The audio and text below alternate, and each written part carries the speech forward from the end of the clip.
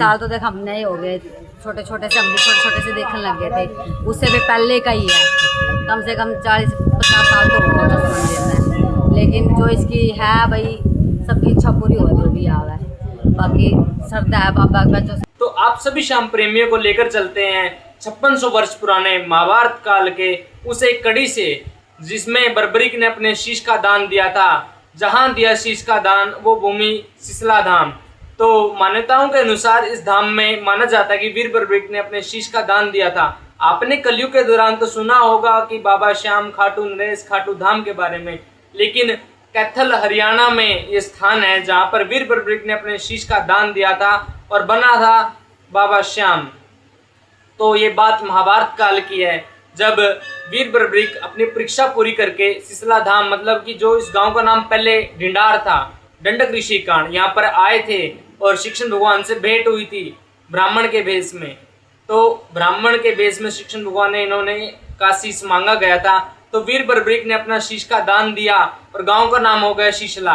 तो जब शीश का दान दिया तो बर्बरीक की इच्छा थी कि मैं युद्ध देखूं, तो इन्हें अमृत पान करवा के सिरदा गांव, सिरहद सिरधरा के गांव के नाम से जो आज मान्यता है, जहां पर शीश रखा गया था, क्योंकि वो सेंटर पॉइंट है 48 कोस कुरुक्षेत्र युद्ध भूमि का। तो बीच में इनका शीश रखा गया। 18 दिन युद्ध चला, बाबा हारे के सहारे थे, ना कौरव हारने दिए ना पांडव। तो ये देखा शिक्षण भगवान ने कि ऐसे परिणाम नहीं निकलेगा युद्ध का, यदि बर्बरीक युद्ध के बीच में रहा तो ना तो कौरव जीत पाएंगे ना पांडव। तो शिक्षण भगवान ने अपने सुदर्शन चक्र की मदद से वहां से शीश उठाया और शिशला धाम में एक टीला मौजूद है जहां पर आज बाबा श्याम का दरबार मौजूद है। वहां पे एक ऋषि तपस्या करते हैं, दंडक ऋषि।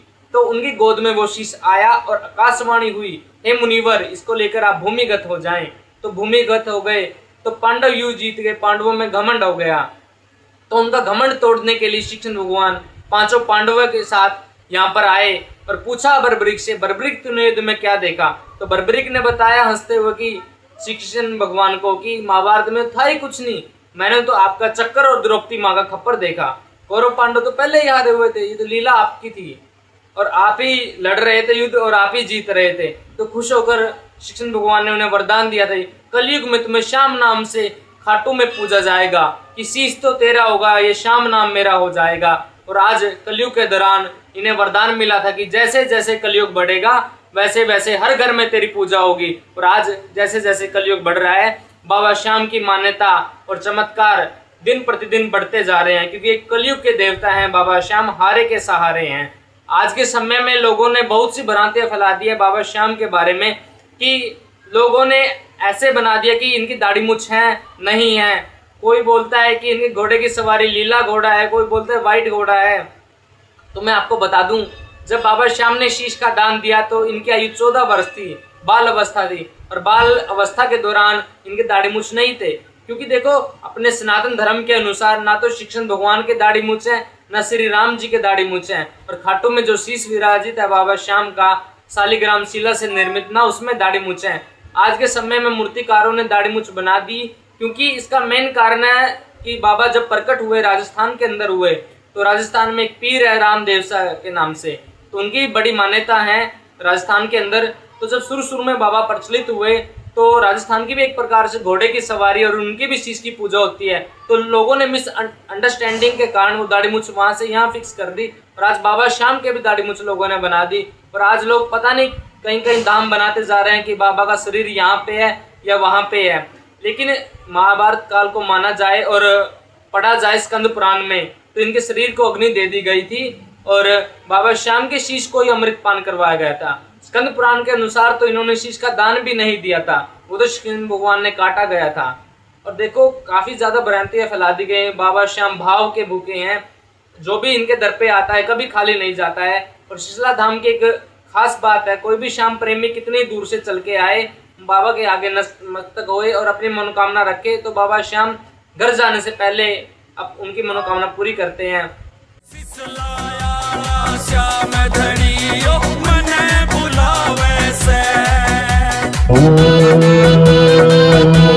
ध्यायेयं महेशं रजतगिरीवं चारुचन्द्रावतंसं रत्नाकल्पोदरं परशुमृगवरं धीहस्तं प्रसन्नं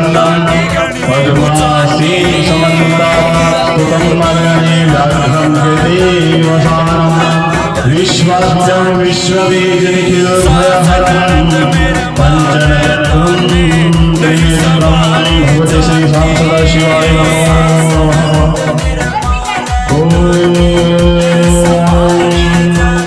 हे राम पुरुषोत्तम हरे हरे नारायणं केशवं गोविन्दं गरुडध्वजं नारदं माधवं देवीनाथपते मरुपते सीतापते श्रीपते वैकुण्ठाधिपते चराचरपते लक्ष्मीपते पाहि मां श्रीरामचन्द्रदेवाभ्यो नमः ॐ तस्थो रे